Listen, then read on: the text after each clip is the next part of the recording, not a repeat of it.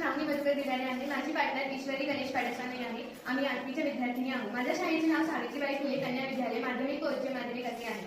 काही लोक काय करतात की आपला जो घराचा कचरा असतो तो ते नदी नाल्यात टाकतात, रस्त्यावर फेकून देतात. त्याच्याने काय होतं की तो कचरा आपण नदी नाल्यात फेकला तर ते कुठंच नाही. तर काय होतं, प्लास्टिक ही कुजणारी गोष्ट नाही, तिला वर्षानुवर्ष ती तशीच राहते. त्याच्याने प्रदूषण खूप वाढते, जमीन प्रदूषित होते, जल प्रदूषण वाढते.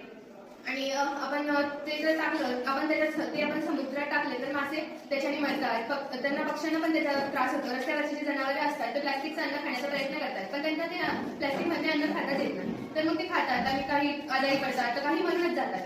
आणि काही लोकांना अशी सवय असते की ते कचरा डस्टबिनमध्ये टाकतात, आणि ही चांगली गोष्ट आहे. पण त्यांच्याकडून चूक काय होते की तो सगळा एकत्र वेगवेगळ्या टाईपचा कचरा एकत्र करून त्या डस्टबिनमध्ये टाकतात. तर असं होऊ नये म्हणून मी आणि माझ्या मैत्रिणीने हे प्रोजेक्ट बनवलं आहे. त्याचे नाव सेन्सर गार्बेज डस्टबिन असे आहे. म्हणजेच आपण 4 प्रकारचे डस्टबिन जरा ठेवले. एका याच्यात सुका कचरा, एका याच्यात ओला कचरा, एका याच्यात प्लास्टिकचा कचरा आणि एका याच्यात सॅनिटरी कचरा.